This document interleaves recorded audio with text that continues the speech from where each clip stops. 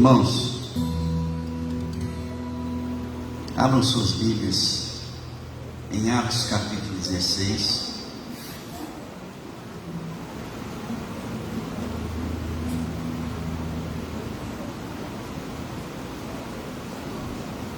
Atos capítulo 16, nós vamos ler dois textos. Um que está em Atos capítulo, irmãos, Atos capítulo 27, versículos 16 a 20. E Romanos capítulo 4, também 16 a 20. Atos 27.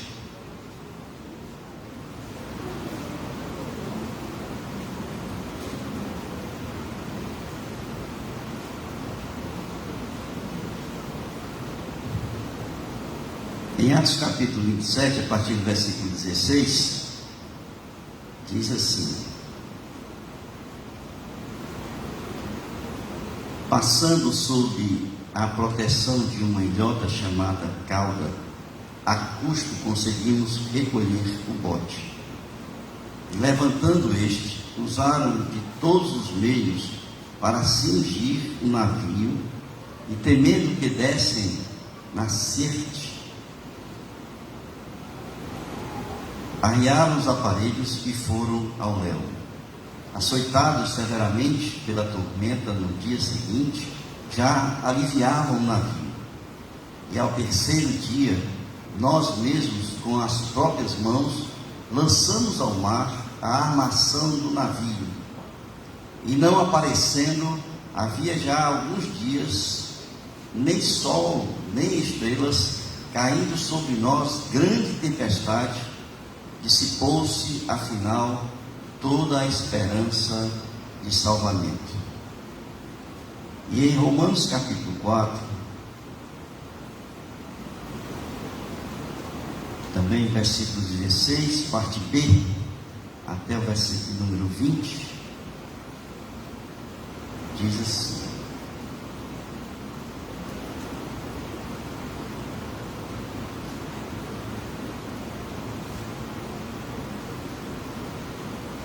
Abraão, porque Abraão é pai de todos nós, como está escrito, por pai de muitas nações te constituí, perante aquele no qual creu, o Deus que vivifica os mortos e chama à existência as coisas que não existem.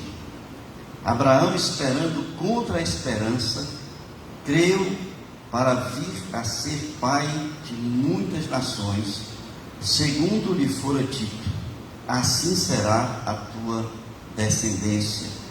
E sem enfraquecer na fé, embora levasse em conta o seu próprio corpo amortecido, sendo já de 100 anos e a idade avançada de Sara, não duvidou, por incredulidade, da promessa de Deus, mas pela fé se fortaleceu, dando glória a Deus. Amém, queridos? Nós queremos, nesta noite, estamos encerrando aí a campanha de missões nacionais, e nós temos trazido temas sobre esperança.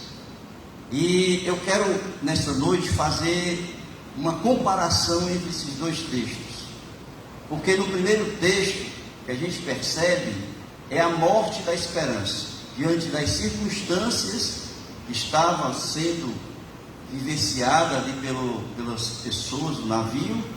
Diz o texto: dissipou-se por completo a esperança. E aquela palavra dissipou-se aqui no grego é terminou, acabou, né? Morreu ali a esperança. Mas no outro, também em circunstâncias difíceis, à vista humana, é claro, a gente percebe que a circunstância, em vez de trazer a morte da esperança, ela trouxe o fortalecimento da fé e da esperança. Nós queremos comparar esses dois textos para que a gente possa entender e perceber por que naquele momento ali, no navio, houve a morte da esperança, e no outro na verdade, foi fortalecida a esperança. Por quê? Porque na nossa caminhada, no nosso dia a dia, muitas vezes acontecem circunstâncias também difíceis na nossa vida, e as esperanças, ou a esperança, que nós muitas vezes alimentamos e colocamos diante de Deus, elas se enfraquecem, elas morrem muitas vezes, e nós aí nos entregamos às circunstâncias que nós vivenciamos. Eu quero pensar um pouco sobre isso com vocês. Por quê? Porque existem coincidências nesses dois textos. Talvez vocês digam assim, mas o que tem a ver naufrágio com Abraão, filho na promessa de Abraão? Exatamente porque por trás desses dois textos existe uma base, existe um fundamento que fez com que depois da morte da esperança, aquela esperança fosse ressurgida e ali na outra fortalecida. E o que tem por trás nas duas, que há de igual, de comparação nas duas, é exatamente uma promessa. Existia uma promessa sobre Paulo e existia uma promessa sobre Abraão. Não sei se vocês lembram, mas o texto ali, em Atos capítulo 9, versículos de número 15, fala da promessa. Jesus falando ali do ministério de Paulo. E diz assim: mas o Senhor lhe disse: vai, porque este é para mim um instrumento escolhido para levar o meu nome perante os gentios e reis, bem como perante os filhos de Israel. Existia aí, portanto, uma promessa de que Paulo, o apóstolo Paulo, teria que chegar até Roma ali para pregar o evangelho, portanto, ali a César. E em Abraão, vocês conhecem o texto, muito conhecido de vocês, Gênesis capítulo 12, versículos de 1 a 3, e diz: ora, disse o Senhor a Abraão: sai da terra, da tua parentela e da casa do teu pai, e vai para a terra que te mostrarei, e te farei uma grande nação, e te abençoarei, e te engrandecerei o nome. Sê tu uma bênção, abençoarei os que te abençoarem, amaldiçoarei os que te amaldiçoarem, em ti serão benditas todas as famílias da terra.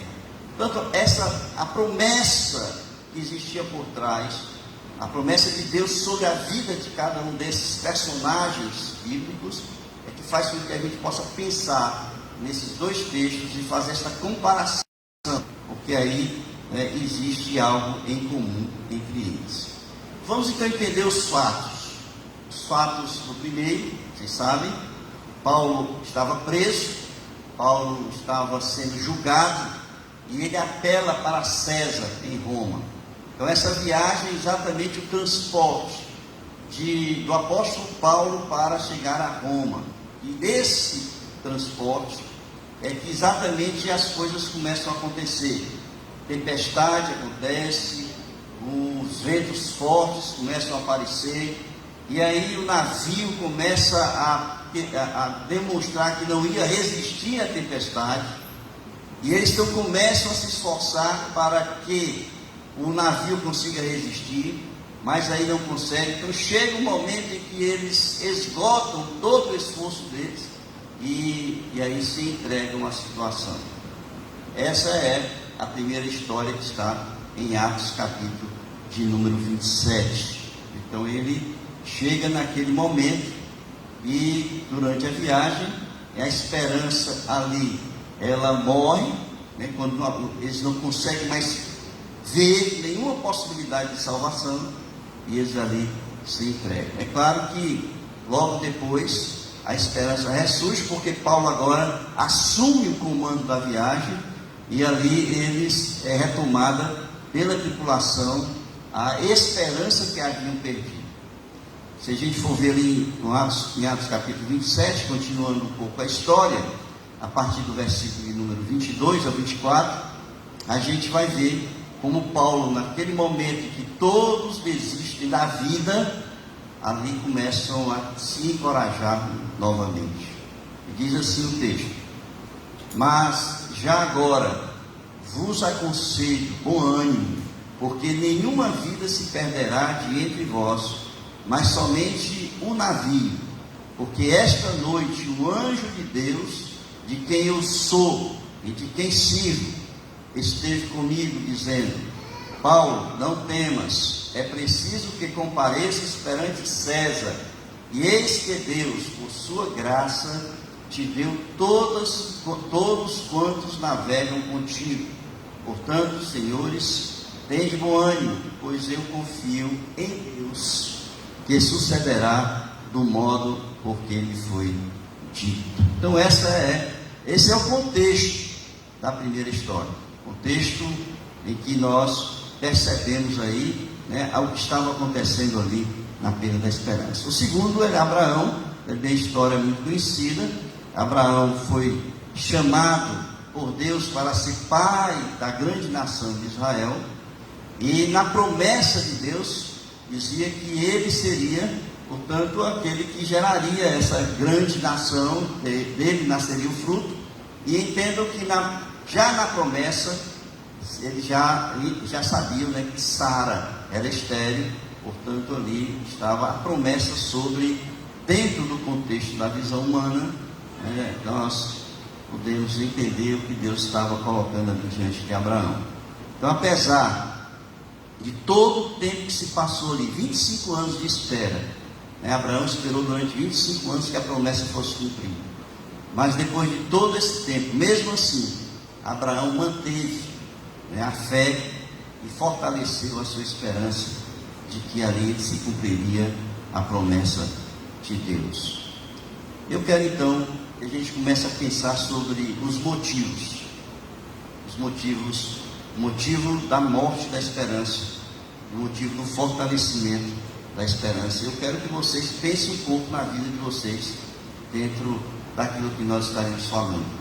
Porque entendo que todos nós passamos, não a mesma situação, mas por situações que nós questionamos muitas vezes, quando nós estamos assim, sofrendo diante de uma tribulação muito forte na nossa vida.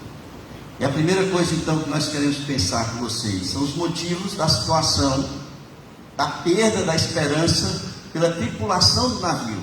Estou aqui fazendo diferença entre qual que estava no navio, mas a tripulação que estava ali no navio. Então nós temos aí uma situação típica de uma esperança deles colocada na capacidade humana, na inteligência humana, na sabedoria humana ou na habilidade humana.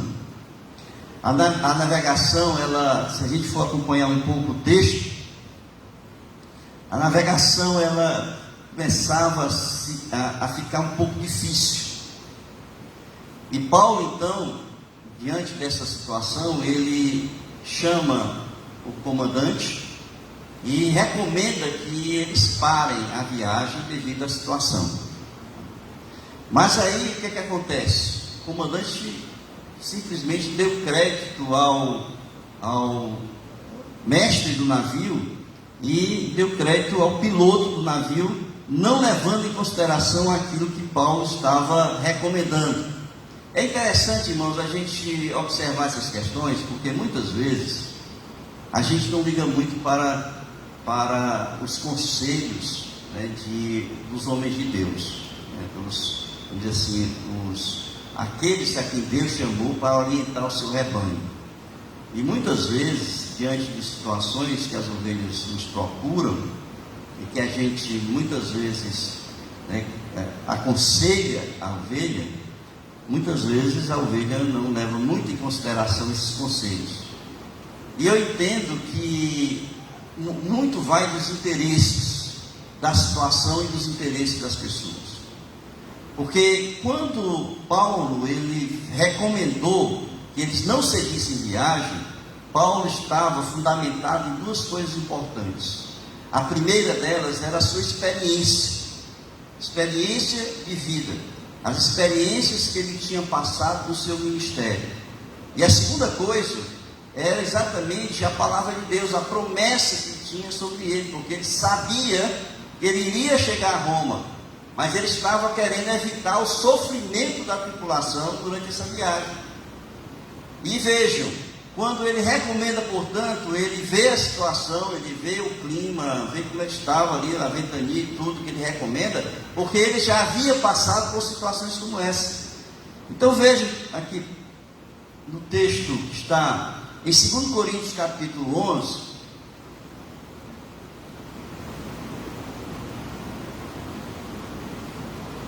em 2 Coríntios capítulo 11, a partir do versículo 24 até o versículo número 27, diz assim: 5 vezes recebi dos judeus uma quarentena de açoites, menos um. Fui 3 vezes fustigado com varas, uma vez apedrejado. Em naufrágio, 3 vezes, irmãos. Ele já tinha naufragado 3 vezes. Era um homem que tinha, portanto, uma experiência sobre situações como aquela. E se a gente continuar, a gente vai ver o seguinte: em naufrágio, 3 vezes. Uma noite e um dia passei na voragem do mar, em jornadas muitas vezes, em perigos de rios, em perigos de salteadores, em perigos entre patrícios, em perigos entre gentios, em perigos na cidade, em perigos no deserto e em perigos no mar. Então não era simplesmente um homem que não tinha nenhuma experiência de vida nessas situações de navegar em mares difíceis. E ele então estava passando para o seu comandante ali a experiência que ele tinha, e além da experiência que ele tinha, a palavra de Deus que o orientava e que confirmava aquilo para o qual Deus o havia chamado. E é assim, portanto, que muitas vezes nós orientamos a igreja e que orientamos as nossas ovelhas, pela experiência de vida que nós temos e pela condução da palavra de Deus, e que assim esperamos que as pessoas escutem. Mas naquele momento, é claro que o comandante olha para Paulo e não vê muita firmeza, naquilo que Paulo estava falando. E ele então, o que é que ele faz? Decide acreditar na experiência do piloto e das pessoas que ali estavam no comando do navio. E aí a gente vai ver que a coisa não anda bem. E é interessante, irmãos, a gente observar. Veja aí em Atos capítulo 27, acompanhe comigo, no versículo de número 13,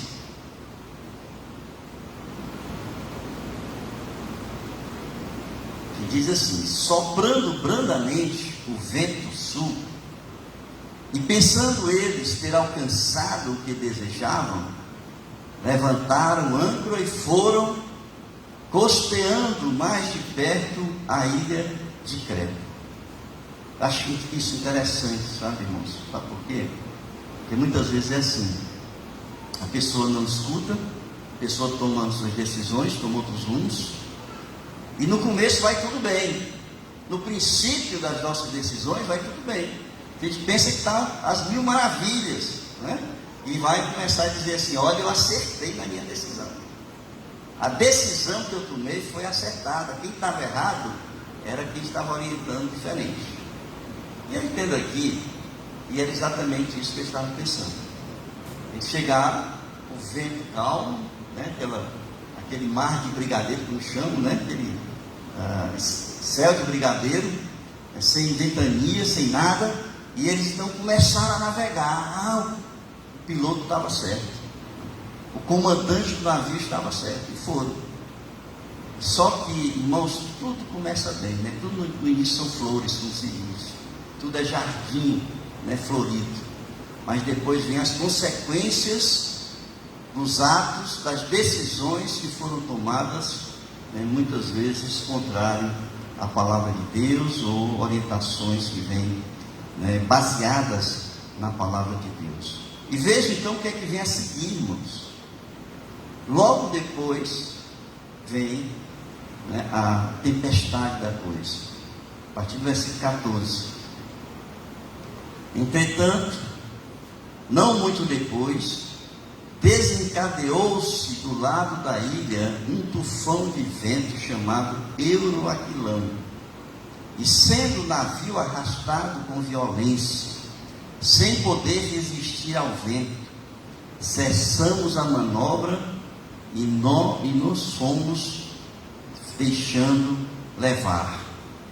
Passando sob a proteção de uma ilhota chamada cauda, a custo conseguimos recolher o bote, e levantando este, usaram de todos os meios para cingir o navio, e temendo que dessem na sirte, arriaram os aparelhos e foram ao léu.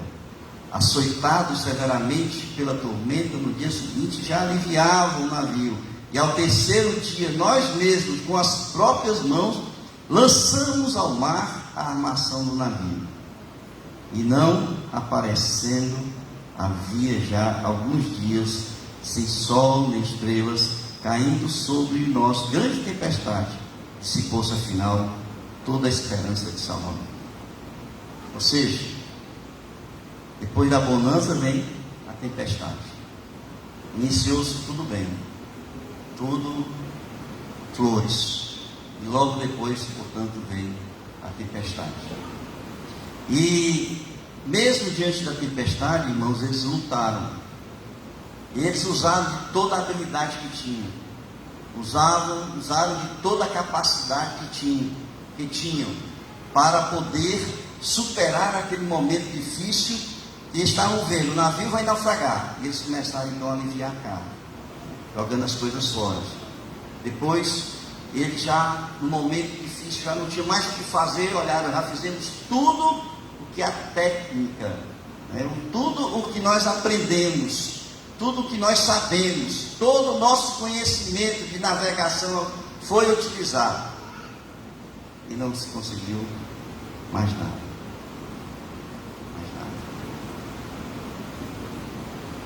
E eles, sabem o que fizeram? Se entregaram à situação.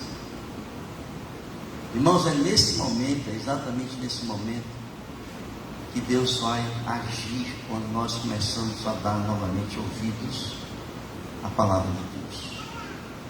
Vejam que logo depois Paulo se levanta, eu falei o texto aqui, e ele então fala que o anjo deu o recado da promessa, e falou que nenhuma daquelas vidas, veja a graça de Deus, apesar eles não terem dado ouvidos, mas a graça de Deus é tão tremenda, tão grande, tão imensurável, que Deus preservou aí a vida da tripulação.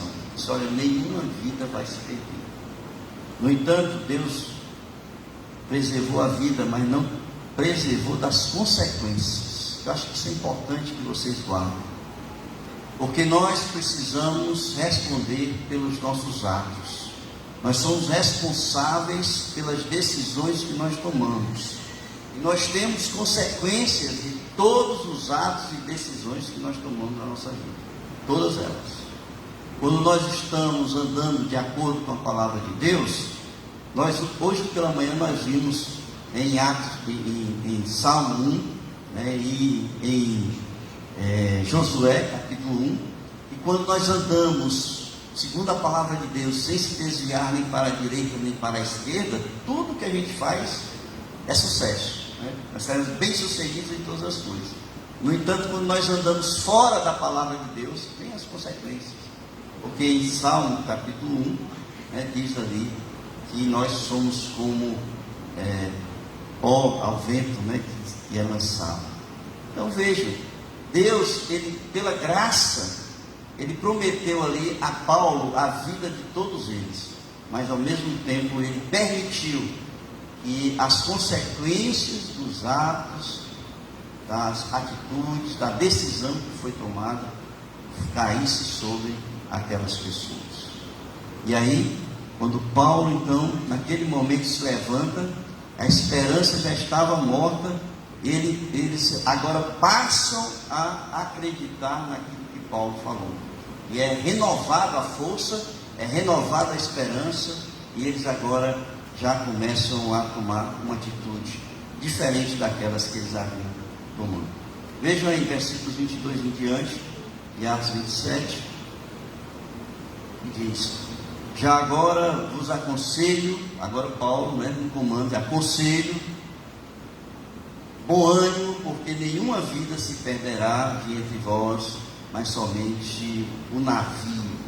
Porque esta noite, um anjo de Deus, de quem eu sou e de quem sirvo, esteve comigo, dizendo: Paulo, não temas, é preciso que compareças perante César. E eis que Deus, por sua graça, te deu todos quantos navegam contigo. Paulo aqui prega sobre a graça de Deus, né, e fala então da promessa que havia sobre ele. Esse é o primeiro texto. Tá? Por decisões erradas, nós muitas vezes chegamos a situações em que nós iremos perder por completo a esperança que um dia nós alimentamos sobre a nossa vida. O segundo texto é exatamente sobre Abraão, os motivos de guardar firme a esperança. Veja, então, a diferença entre um texto e outro. Os motivos de guardar firme a esperança, mesmo contra todas as indicações visíveis. A gente vê nesse segundo texto, está em Romanos capítulo 4, que o que sustenta a esperança é a fé. Sem fé não há esperança. O que sustenta a esperança é a fé. E Abraão, ele creu em Deus. Diz o texto, versículos 16, 17, que ele, Abraão, perante aquele no qual creu, o Deus. Agora é interessante, porque ele conceitua o Deus que ele crê. E uma vez eu estava ouvindo Augusto Nicodemos, ele disse assim: tem muita gente que tem fé e está no inferno. E eu fui pensar sobre essa frase dele, porque é verdade. Tem muita gente que coloca a fé no lugar errado, na pessoa errada, em coisas erradas. É por isso que Augusto Nicodemos vai dizer que o cemitério, o inferno, está povoado de gente que tem fé. Qual é o Deus que você crê? O conceito de Deus, o Deus que você crê. E Abraão, ele creu no Deus e ele diz qual é o Deus que ele creu. E aqui ele diz o seguinte: Abraão perante aquele no qual creu, e ele então conceitua o Deus que vivifica os mortos e chama à existência as coisas que não existem. Interessante a gente observar a fé dessas pessoas, porque nesse momento aqui, na vida de Abraão, se a gente for ver o relato bíblico, não existia nenhuma experiência ainda de ressurreição de mortos. Nenhuma experiência de ressurreição de mortos. Mas Abraão, ele acreditou que Deus ressuscitava os mortos. Agora veja o seguinte, que quando Deus pediu a Isaac ali como prova da fé de Abraão, ali no livro de Hebreus, abra aí em Hebreus capítulo 11,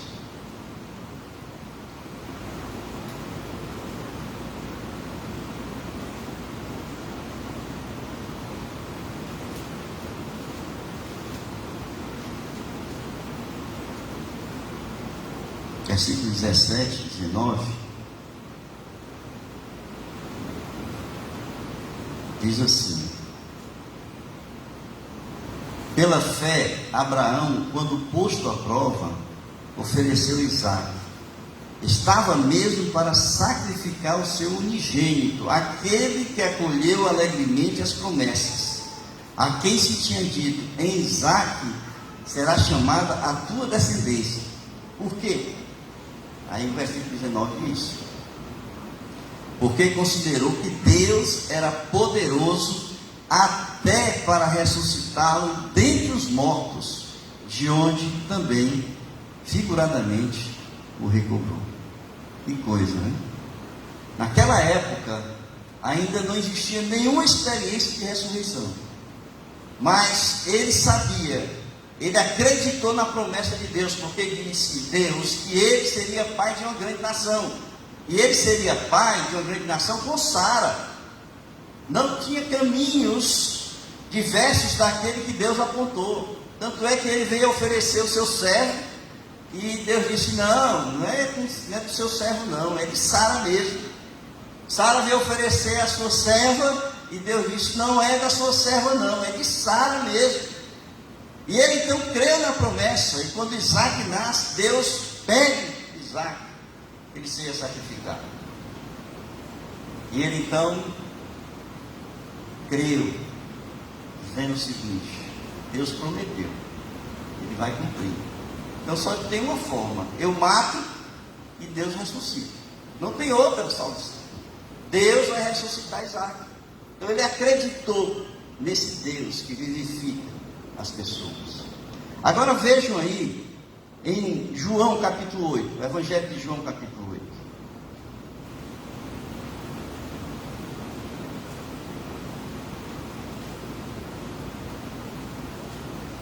Jesus está dizendo que Abraão viu o seu dia. João capítulo 8, versículo 56. Abraão, vosso pai, alegrou-se por ver o meu dia. Viu e o que? Regozijou-se. Abraão viu, sabe o que? A ressurreição de Jesus pela fé. Que coisa tremenda, né, irmãos? Então vejam, esse conceito de Deus vem da fé. Ele acreditou que Deus, pela promessa, que ele iria cumprir a sua promessa. E ele, pela fé, ele enxergou, ele visualizou pela fé a ressurreição de Jesus Cristo. Por isso é que ele diz aqui que Deus é aquele que vivifica os mortos. Agora veja o seguinte: Abraão olha para si, já um homem de 100 anos. Ele olha para Sara, uma mulher de 90 anos. E o texto diz que ele tinha um corpo velho e amortecido. Em Romanos capítulo 4. Velho e amortecido. Essa palavra, amortecido, irmãos, ela no grego significa necrosado. Necrosado. É necro no grego. Ou seja, morto. Ele era velho e morto. E aí vejam, esse Deus que um dia ele acreditou que é o Deus que vivifica os mortos, que ele acreditou que seria capaz de ressuscitar Isaac, também seria capaz de fazê-lo ainda velho, com o corpo amortecido, necrosado, morto, seria capaz de fazê-lo pai de uma grande nação. Então esse é o Deus. Por isso é que a esperança ela está fundamentada na fé. E a segunda coisa que esse texto nos ensina, esse segundo texto, né, de Abraão, é o outro conceito, né? Deus é aquele que vivifica os mortos, mas também Deus é aquele que chama à existência as coisas que não existem. E aqui, é claro, está fazendo menção ao relato da criação, porque quando a gente vai ver o texto em Gênesis, Deus criou ali, aquele criou significa criar do nada. É o único ser que é capaz de criar do nada. O homem cria de coisas existentes, mas Deus criou o mundo, criou todas as coisas do nada, ali em Gênesis capítulo 1, versículo 1. Então aqui está fazendo um relato, né, da criação, quando ali é narrada toda a criação. Por isso é que a gente pode dizer que a esperança de Abraão se fortaleceu. Por quê? Porque a sua fé foi tão grande, e ele, mesmo olhando as circunstâncias, mesmo olhando para o seu corpo, mesmo olhando para a sua esposa Sara, e aos olhos humanos perceber que não haveria nenhuma possibilidade, mas ele acreditou que Deus, sim, Deus pode todas as coisas. Deus pode todas as coisas. E eu queria encerrar então, irmãos, esse momento aqui, pensando no cristianismo, nesse Deus que nós cremos, na esperança que nós alimentamos. Porque existem alguns fundamentos do cristianismo que nós precisamos ter fé. A nossa esperança é a esperança de vida eterna. A nossa esperança é que um dia Jesus virá buscar a sua igreja. Que Ele, nós, ressuscitaremos dos mortos para o encontro com Cristo nas nuvens. É ali, quando Jesus vier buscar a sua igreja, Ele vai estar nas nuvens, segundo Paulo, em Tessalonicenses. E nós subiremos ao encontro. A ressurreição dos mortos, a primeira ressurreição, a ressurreição dos salvos, nós iremos ao encontro dele nas nuvens. Mas para que nós possamos ter essa esperança viva em nosso coração, nós precisamos, como Abraão, ter uma fé fortalecida em fundamentos do cristianismo que muitas vezes as pessoas costumam negar. Por exemplo, a ressurreição de Jesus. A ressurreição de Jesus. A ressurreição de Jesus, queridos, é base do cristianismo. O apóstolo Paulo vai dizer que se Jesus não ressuscitou, é vã a nossa fé. Não existiria cristianismo se nós não acreditássemos na ressurreição de Jesus. Então, se nós não cremos em alguns fundamentos do cristianismo, toda a nossa esperança é vã, é morta, ela não existe. Nós precisamos crer. Você sabe qual é um outro fundamento do cristianismo? A concepção virginal de Maria. Maria foi concebida sem pecado pelo Espírito Santo de Deus. E muitas pessoas negam esses princípios, essas bases, esses fundamentos do cristianismo que nós precisamos ter. E quando nós nos fortalecemos, quando nós cremos, quando nós somos fortes na fé, cremos em Jesus Cristo, pode vir as tempestades, as dificuldades, as lutas, muitas vezes as impossibilidades humanas, muitas vezes nós fraquejamos diante dessas lutas, mas nós nos mantemos de pé, firmes, entendendo que Deus é um Deus que cumpre com as suas promessas. Portanto, Ele vela pela sua palavra, para que se cumpra em nós tudo aquilo que Ele prometeu. Amém, queridos? Que nós possamos ser fortes na fé, para que também a nossa esperança seja forte. Curvem suas cabeças.